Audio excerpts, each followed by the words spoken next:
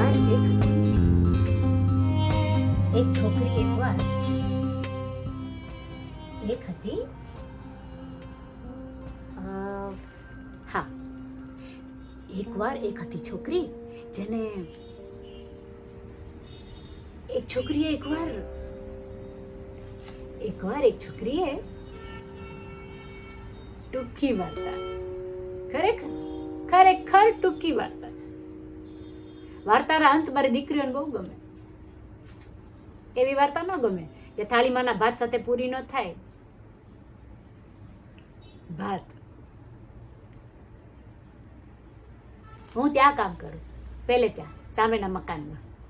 7 ઘેર, વાસણ માંજુ, ઝાડુ પોતા કરું. સવારના 5 થી બપોરના 1. પછી પાછી આવીને ચૂલા પર ભાત ચડાવું. એને ચડતા 25 મિનિટ થાય ને ત્યાં મારી બે નિશાળેથી પાછી આવી જાય. ને પછી અમે જમીએ. હું વાર્તા કરું લાંબી. અમે ગરીબ છીએ પણ અમે જમીએ હો. હું કમાઉં ને, જ્યાં વાસણ માંજુ, ઝાડુ પોતા કરું, 7 ઘેર, બે જમે. ક્યારેક તમારે વાર્તા લંબાવીએ પડે. વાર્તાના અંતનો મેળ આ ભાતના છેલ્લા કોળિયા સાથે મળવો જોઈએ ને. એમનો બાપ છે ને બાંધકામનું કરતો. આ સામેનું મકાન એણે બાંધ્યું, લગભગ એણે જ. મકાન ખુલ્યું ને એના 2 દાડા પહેલા એ અગાસી પર રંગનો છેલ્લો હાથ મારતો હતો. પડ્યો.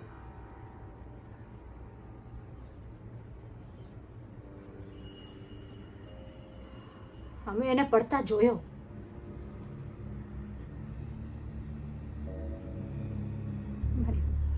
મારી દીકરીઓ નાની હતી, એમને એમ કે હમણાં બાપુ ઉડશે. તે 2 જણીએ તાળી પાડી. મેં છીસ.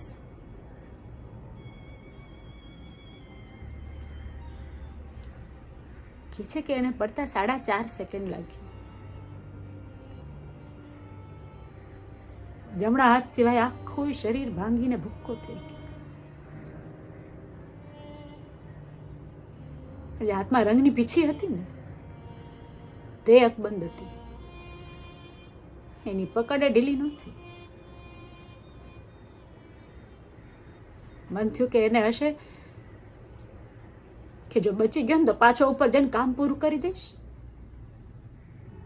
સાંજે આજનું દાડિયું મળશે, આવતીકાલ માટે ભાત લાવીશ.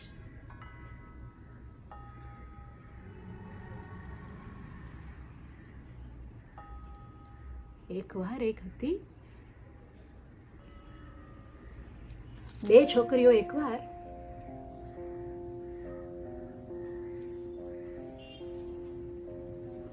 હું ત્યાં કામ કરતી. મકાન ખુલ્લું થાય તો કોઈને ખબર નહોતી કે એક જણ તો ઉકલી ગયું એને બાંધતા ના ખબર હોય. પણ ક્યારેક હું ત્યાં ફ્લેટમાં બારીના કાચ સાફ કરતી હોઉં ને ત્યારે મને એમ થાય કે પડ્યો ત્યારે હું જે ત્યાં કામ કરતી હોઉં તો મેં ત્યાંથી પડતા જોયો. કદાચ હું એને બચાવી લેત. 4.5 સેકન્ડમાં તો હું નીચે દોડી જાત ને. મસ્ત મોટું ગાદલું કે મોટી પાણીની ટાંકી ત્યાં ધકેલીને મૂકી દેત. અમે ભલભલું કરી શકીએ હો. આ શહેર અમે બાંધ્યું છે. અમે ગામથી આવેલા ટ્રેક્ટરની ટ્રોલીમાં બેસીને, એક પોટલી, એક તપેલી, 3 થાળી લઈને. અમારી નાનથી એ ટાઈમે થાળી માટે બહુ નાની હતી. એમાં તો થાળીઓ તો 3 જ હતી હો મારી પાસે. આ 2 ને છાતી સરસી ઝાલી 2 છેક સુધી ઊંઘતી રહી. ત્યારે મારું જણ મન શું કે ખબર કે આપણે 2 કામ કરશું ને આ 2 ને ભણાવશું, આ 2 ને રોજ જમાડશું. 3 ટંક ભાત, સરસ મજાના ચોખ્ખાથી બનાવેલા લચકો ભાત ને મીઠું. કોઈ કાંઈ ચીંધે ને એ પહેલા તો આપણે મચી પડશું. આપણે ખૂબ મહેનત કરશું, આપણે ભીખ નહીં માંગીએ. એટલે આપણી પાસે આપણા દેહ છે ને, મારા હાથ, તારા આંગળા, આપણે સફાઈ કરશું, રાંધશું, બાંધશું, જે મળે તે કરશું. પણ આપણી બેયને જમાડશું. બીજું કાંઈ નહીં તો ભાત ને મીઠું.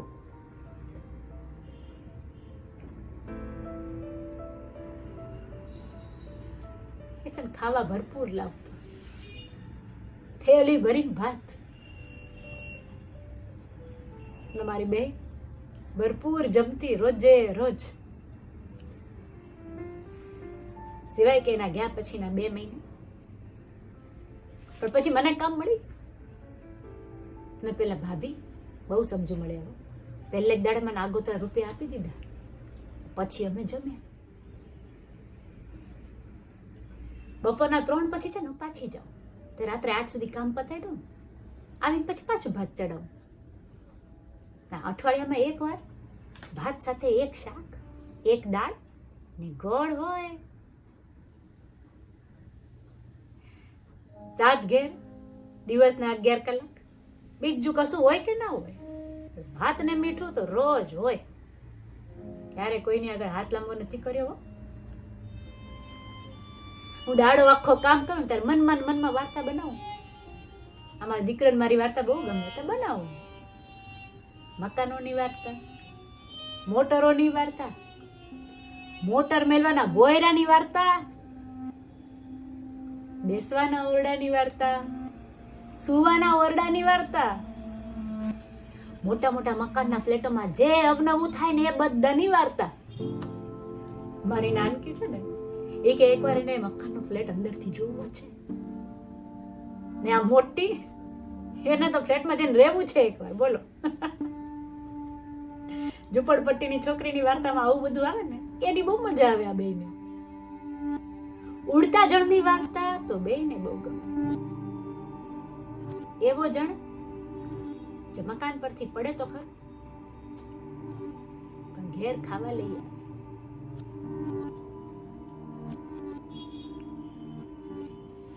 આ બે જમે ને અરે એકાએક એમનું આ નાનકડું ઝૂંપડું છે મસ્ત મોટા મકાનનો મસ્ત મોટો ફ્લેટ બની જાય. બે જણે આમ પૈસાદાર જેવું જીવવા માંડે. એવી વાતો કરે. પછી તો જીવનમાં વેજ મુસીબત રહી ને. ટીવી પર ચેનલ કઈ જોવાનું ને બીજું એકલું લાગે ત્યારે શું કરવાનું? હે બોલો. આ વાર્તા લીધા છે ને તો બે ના ખાતા બહુ વાર લાગે. તો પછી મારે વાર્તા લાંબી ચલાવવી પડે કેમ કે બે ને ખાતા વાર લાગે ને. હું દાડો આખો કામ કરું ત્યારે મનમાં ને મનમાં વાર્તા ચગાવ્યા જ કરું. એટલી ઢીલ આપું કે વાર્તા છેક સુધી ટકે.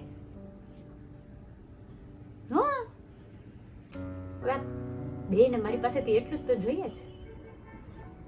આ બે ભૂખ સમજતી જ નથી.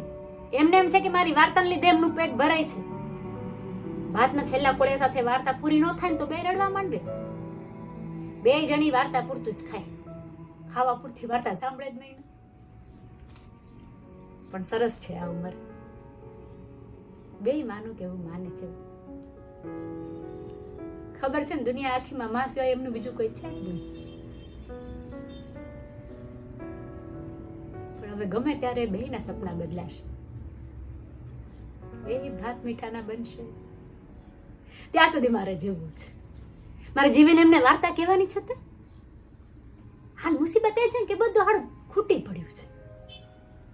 આ ભાત ઓછું પડે ને તો ચાલે છે, પણ વાર્તા ટૂંકી પડે ને તો અઘરું પડે. એકવાર એક છોકરીએ શું ખાધું ખબર છે?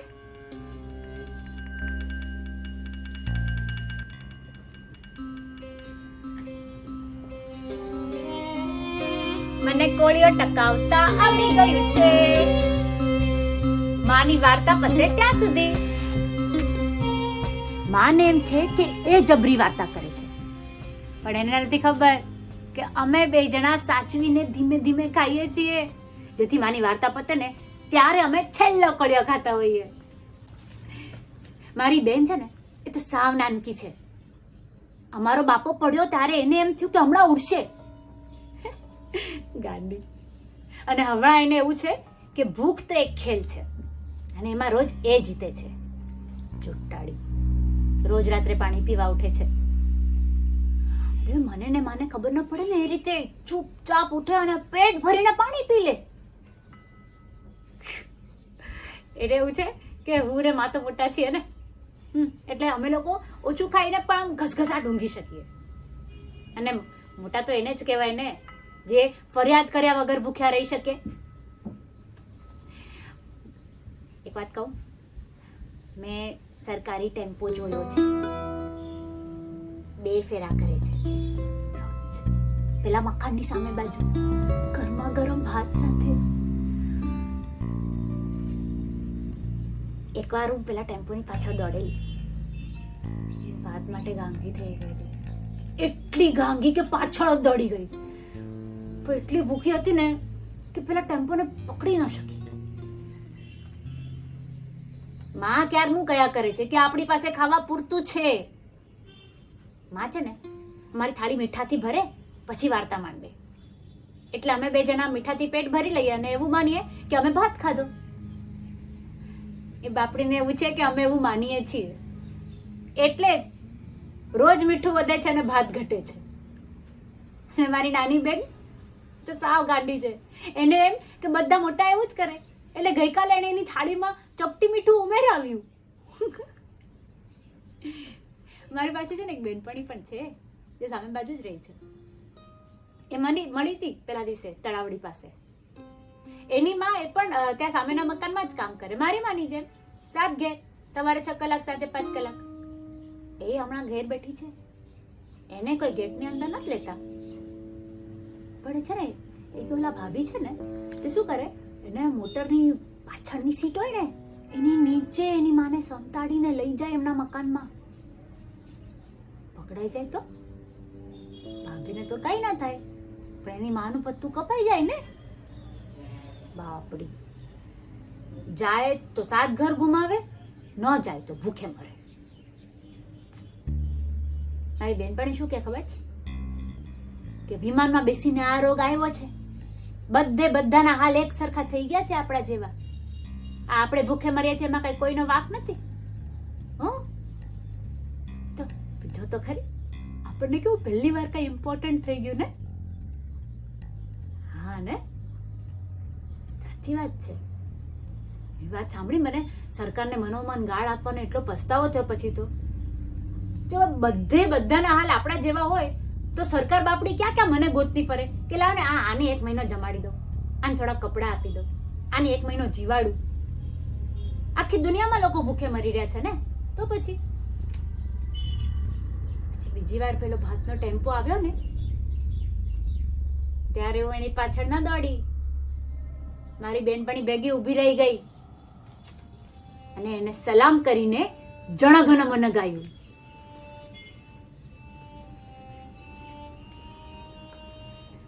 પેટમાં કુરકુરિયા બોલતા હતા ને, અને બીજા અંતરમાં 2 વાર થૂક ગળવું પડ્યું ને તો પણ અમે લોકો એક પણ લીટી ચૂક્યા નહીં. હા, આખું ગીત ગાયું. પછી મારી બેનપણી બેભાન થઈ. એની પહેલા નહીં. હું ઝટ તળાવણીમાંથી પાણી લાવી અને એના મોઢા પર છાટ્યું. તો એણે આંખ ખોલીને મને કીધું, બહુ ફિકર નહીં કરવાની, આખી દુનિયામાં લોકો બેભાન થઈ રહ્યા છે. અને આ બોલતી વખતે એના મોઢા પર તો 3 ટંક જમ્યાનો આનંદ હતો. મેં કીધું અલી કેમ? તો કે મને તો પહેલી વાર એવું કઈ થયું કે ખાલી અમીર લોકોને જ થાય. પછી મેં પેલા મકાનની સામે જોયું તો મને થયું પણ આ બધા અમીરો થોડા કઈ બેભાન. તો એણે મને ટપલી મારી. મને કે આ એક મકાન કઈ આખી દુનિયા છે? અલી આખી દુનિયામાં આ રોગે છે ને બધા એને સરખે સરખા કરી નાખ્યા છે હવે. હા એમ. પછી આજે સવારે છે ને મારી બેનપણી મરી ગઈ. એની માએ એને એની ઝૂંપડીની પાછળ જ દાટી. હું ગઈ હતી ઢેફું નાખવા, પણ ત્યાં કોઈ રડ્યું નહીં.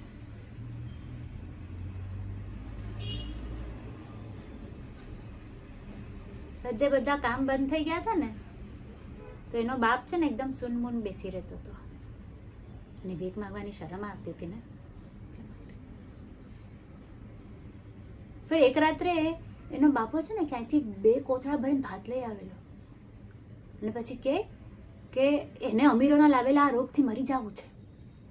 એટલું કહીને ગયો તે ગયો અને એની માએ તો કોથળા ખોલ્યા પણ નહીં.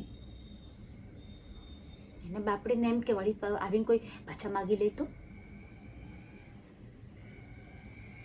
પણ મારી બેનપણી મરીને ત્યારે એના મોઢામાં છે ને મીઠું હતું અને એનું શબ પેલા કોથળા પરથી જ મળ્યું. એને છેલ્લે પેલો કોથળો ખોલવાની કોશિશ કરી હશે ને.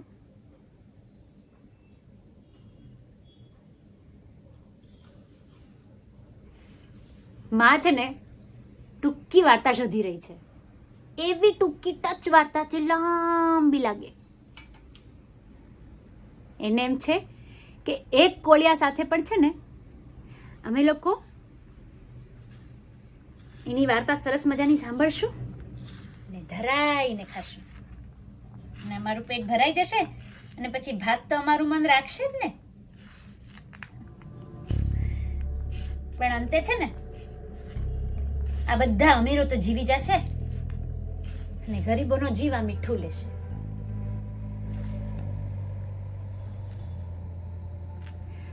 હું મરું ને એ પેલા મારા માને એવી એક ટૂંકી ટચ વાર્તા કહી રાખવી છે નાનકી માટે. એકવાર એ છોકરી પેટ ભરીને જમી અને સુખેથી રોગમાં મરી ગઈ.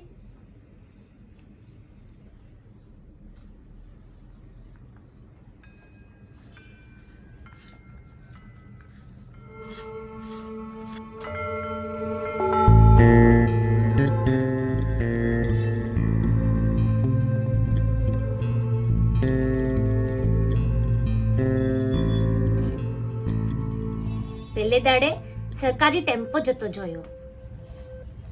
હું ભૂખી હતી ને તો એની પાછળ દોડી. પછી ટેમ્પો થોભ્યો. પેલા માણસે મને જોઈને દોડતા. પછી ટેમ્પોની અંદર જોયું ને તો ત્યાં ખાવાનું એક જ પડીકું હતું, એ એનું.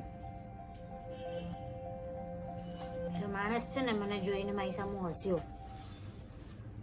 પછી એને મને પોતાનું પડીકું આપ્યું અને જતો રહ્યો.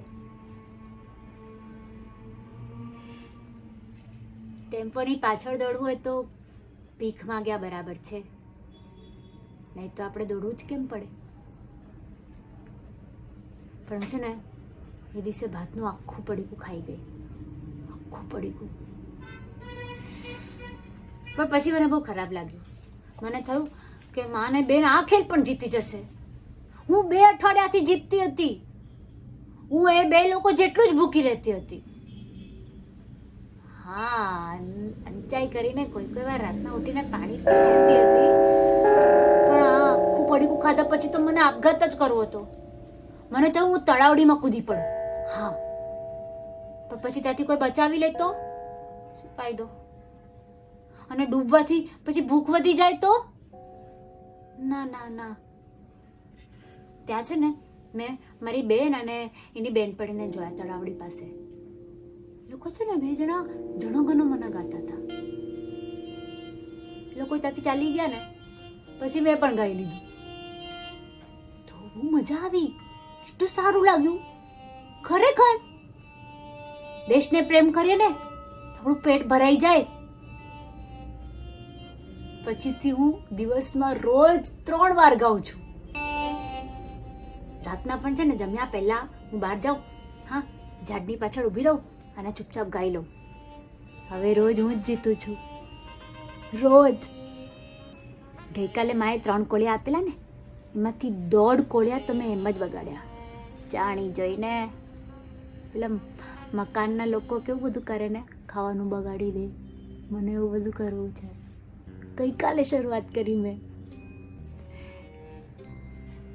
મારી બેનની બેનપણી મરી ગઈ ને તો મારી બેનને બહુ ગુસ્સો આવે ને એ ખાઉધરી થઈ ગઈ. ગઈકાલે માએ 3 કોળિયા આપેલા ને એ મારી બેને 9 વાર ખાધા. મને લાગે છે ટેમ્પોમાંથી માગીને ખાતી હશે, નક્કી. રોજ રાત્રે કેવી ઘસઘસાટ ઊંઘી જાય આંખ મીચીને. હું રાતના ભૂખની મારી જાગું ને એ બે જણા ઘોરતા હોય છે. નક્કી એ બંને લોકો છે ને કાંઈ તો ખાતા હશે. માં છે ને ટૂંકી વાર્તા શોધે છે, એવી ટૂંકી વાર્તા જે ભાત છેલ્લા કોળિયા સાથે પૂરી થાય. એવી વાર્તા મને આવડે છે, હું નહીં કહીશ. અચ્છા કેવું છું. એકવાર એક સાહસિક છોકરી પૈસાદારને અડી ને મરી. એના બાપની જેમ ભૂખે ન મરી. માં ને બેન ને એમ છે કે ઉડેલો મારો બાપ. પણ જ્યારે મારો બાપ ત્યાંથી પડ્યો ને ત્યારે એના પેટમાં જે કુરકુરિયા બોલતા હતા એ મને અહીંયાથી પણ સંભળાતા હતા. મારાથી ખવાશે ને એટલું મીઠું ખાઈશ. માની વાર્તા ચાલશે ને ત્યાં સુધી ખાઈશ. કાલે જઈને પૈસાદારને અડીશ અને પછી આ બે માટે કોળિયા વધશે ને. કે છે કે આ રોગમાં મરી જાય ને તો આપણને ગણીને પછી ટીવીમાં દેખાડે છે. ટીવીમાં મારા કુટુંબમાં પહેલી વાર હું ગણતરીમાં આવીશ. પહેલી વાર અમને એવું કઈ મળશે જે ખાલી પૈસાદાર લોકો પાસે જ હોય.